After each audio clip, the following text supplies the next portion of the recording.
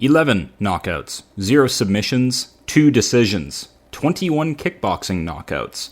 Just how good is Alex Pereira? The MMA timeline is quite honestly going crazy. Like, if you told me that 3-1 Alex Pereira was going to join the UFC and then run through 2 weight divisions and knock out a Dagestani champion, I just wouldn't believe you, for one. Pereira went from alcoholic to well-accomplished glory kickboxer with no knowledge of MMA to undeniably the best striker of all time in the heavier weight classes of the UFC. He's always been surrounded by phenomenal minds in the MMA space though, like Glover Teixeira and Polinio Cruz.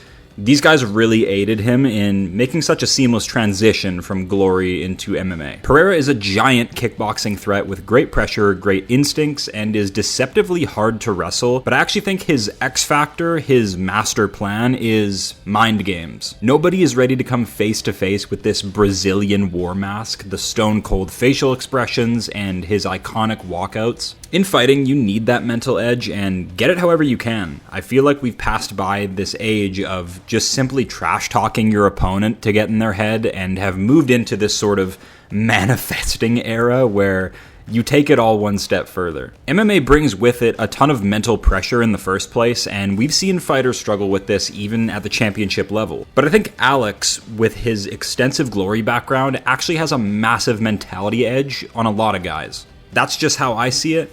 He could also just be so good because he rehydrates 30 pounds in a day. That is also a factor. He also wants to move to heavyweight, which is the legacy move, and one that I would get behind. We cannot let this historic run end here. We need Pereira Aspinall. We need Pereira Jones. And I honestly think he should steer far away from CKB's Carlos Ulberg, who is a big challenge, but also a guy that doesn't really belong in Alex's story, if we're being honest. So, before it's all said and done, Alex Pereira must be given a breakdown on this channel. For all the masterpieces this stoic Chad has gifted to us, it's the least I can do. And don't worry, we will break down Jiri Prochazka in due time.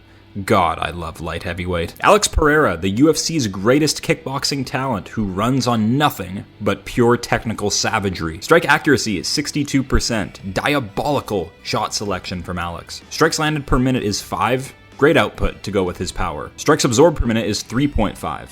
Takedown average, 0.1. Submission average, 0.2. Takedown accuracy, 50%. Alex really has no real reason to shoot takedowns, but it's great to see him understand wrestling at least and be able to fend off takedown threats and get back to violence. Strike defense, 54%. Takedown defense, 79%. Great numbers, but I have always been vocal about light heavyweight not having hardly any capable wrestlers. And for his 185-pound run, Alex fast-tracked his way through it and didn't need to face an elite takedown artist. I don't really count Jan Blachowicz or Bruno Silva, who did get him down. Knockdown average of 0.8 and an average fight time of 11 minutes, 57 seconds. Strengths, power punches, crippling kicks, causes fear. Alex wins by winning the range battle early. Where a normal MMA fighter would chip away with kicks, Alex's long-range options actually cause serious damage. This forces the opponent into a tough spot. They can stay at range and suffer, or take a massive risk and close space with Alex and exchange. Weaknesses, lean back defense, unproven BJJ. Alex is obviously weakest when brought to the ground. I can't point to a super clear example here, but it's safe to say his inner grappling is nowhere near his striking game and probably never will be. On the feet, he's been hurt with punches when his opponent can pocket box with him. We saw that from Israel Adesanya and sort of expose his lean back defense. He's a massive guy, so he's also a massive target. Best performance, Magomed Ankalaev. I've never seen a fighter from Dagestan just completely wither like this in round 1. They usually have incredible cardio and great durability, but I let you guys know early that Ankalaev is nothing like his Sambo brethren. Fighters from Dagestan are mostly in the lighter weight classes and can afford to wrestle non-stop and stay mobile at all times. Ankalaev, while not a complete physical disgrace like Shamil Gaziev, does not shoot good takedowns and is not very durable. This was the first time we've seen him KO'd, but I had a feeling it would be. His wins consist of him staying mobile, building point leads, avoiding damage, playing with range and space. Jan Blachowicz sort of laid out a genius game plan against him, but I hate to say it, Jan was old as hell in that fight and looked it. He sort of choked. He had Ankh hurt on multiple occasions, but you know what? Big Ankh pulled out the wrestling in that one, so I can't hate him for it. But it did ultimately still end in a draw. Not a good look. I figured Pereira had an easy night's work in their first fight, but he got baited into playing Ankalaev's technical game. But second time around, Alex knew to switch the game plan up and go straight for violence. He let Big Onk run away with it last time, and that wasn't about to happen again. Pereira opened the fight with an instant blitz, kicked Big Onk out of his favored stance, and dropped a massive overhand on him. Did good work stuffing a panic takedown with a good down block, and won his belt back with 12-6 elbows to the body and to the head. This is crazy impressive and probably deserves its own standalone video. We might get cooking with that. Not the cleanest looking TKO, but probably still the most satisfying finish for me for 2025. Pereira is back. Big Onk is no more. Most fun, chin-checking Jamal Hill.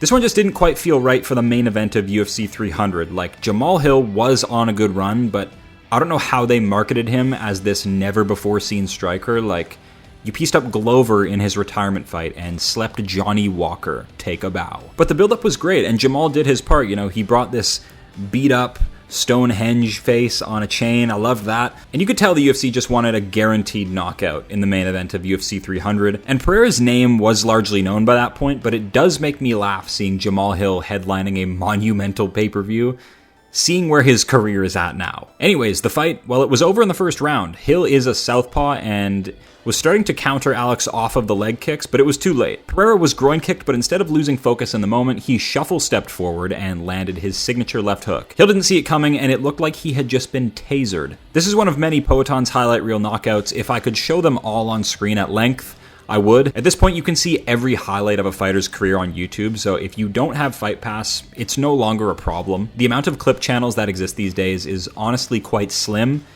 but there are a few gems out there that got you covered. So this one holds a special place in my heart. Pereira starching a new age champion and possibly derailing his entire career. Future matchups, Jon Jones. Heavyweight needs to be what's next for Alex, and I don't know why Dana White or the company would ever be against that, but we have a bit of a problem here. Pereira said he wants Jon Jones at the White House for a super fight. Dana has said he prefers Pereira at 205 and that he can't trust Jones on the White House card. Either a reoccurring injury or he just can't help himself, but getting in another hit and run. Ulberg is deserving as well of the Pereira fight. Jiri is also sort of deserving of the Pereira fight after what he just put on with Khalil. So, here is my solution. You book Pereira versus Jones as early as possible and select a backup opponent as early as possible, whoever they may be. We get to see the outcome of Aspinall gone in the meantime, and we get to see the outcome of maybe a Jiri versus Ulberg interim title bout. I don't think that's too far-fetched. Ankalaev and Khalil can rebuild, and we get a clear number one contender while Pereira is off at heavyweight. Will this happen? Probably not, but I'm hopeful. When Jon Jones is involved with anything, he asks for tons of money, then usually backs out anyway, so that's exactly why Dana is reluctant to include him in the White House card in the first place. But that is the fight to make from a business perspective, as well as a fan perspective. Jones is a rotten human being to his core, but is still a massive name in the sport, and he likely only has one or two fights left, period, so I hope he takes it. When was the last time we had an actual heavyweight super fight? Jones Miocic was the UFC's attempt at selling you a heavyweight super fight, GOAT versus GOAT. And Jones just got to come in and cook him with his reach advantage, and I barely gave a fuck about the entire thing. Maybe it really has taken us until 2026 to see Jon Jones slept out by a kickboxer who came from a tire shop. And I haven't even really begun to imagine how the actual fight goes. I've just been thinking about the actual build-up, Pereira and Jones sitting at a press conference, possibly for the White House card. Who knows, maybe Jones wins just with wrestling and it's all scripted, or our king, Alex Pereira, does Jones in like he just did Big Onk.